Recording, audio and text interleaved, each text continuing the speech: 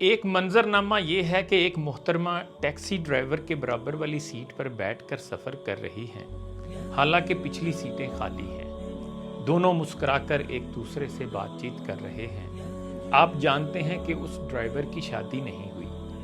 دوسرے منظر میں آپ دیکھتے ہیں کہ ایک شخص مسجد کے آگے سے گزر رہا ہے جبکہ لوگ نماز پڑھ رہے ہیں، اور وہ نماز ادا کیے بغیر آگے گزر جاتا ہے، اور آپ سوچتے ہیں کہ یہ پکا بے نمازی ہے۔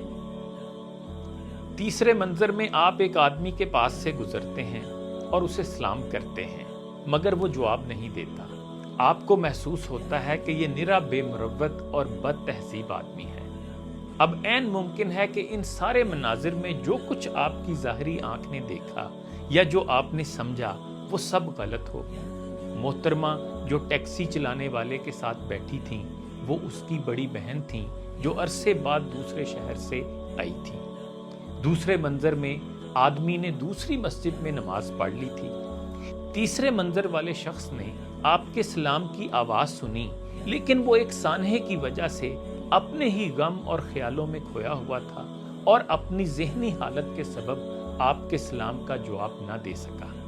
ایک بزرگ فرماتے ہیں کہ اگر میں کسی بھائی کو اس حال میں دیکھوں کہ اس کی داڑھی سے شراب کے قطرے ٹپک رہے ہوں تو میں یہی حسن ظن رکھوں گا کہ کسی اور نے اس کی داڑھی کے اوپر شراب انڈیلی ہے۔ اور اگر کسی بھائی کو پہاڑ کی چوٹی پر یہ پکارتے ہوئے سنوں، انا ربکم الاعلی، یعنی میں تمہارا عظیم ترین رب ہوں، تو میں یہی گمان کروں گا کہ وہ قرآن کی تلاوت کر رہا ہے۔ ابن قیم رحمہ اللہ فرماتے ہیں کہ انسان کے لیے خود اپنے اعمال کی نیتوں کو جاننا مشکل ہے، اور وہ دوسروں کی نیتوں کے بارے میں فیصلے صادر کرتا پھرتا ہے۔ اکثر اوقات ہم معاملے کے صرف ایک رخ کو دیکھتے ہیں۔ کوشش کریں کہ معاملے کے مثبت پہلو پر نظر رکھیں تاکہ لوگوں کے ساتھ زیادتی اور ان کی حق تلفی نہ ہو۔ دوسروں سے متعلق ہمیشہ نیک گمان رکھیں۔ نذیر بنارسی کے اس شعر کے ساتھ اپنی گفتگو کا اہتمام کرتا ہوں۔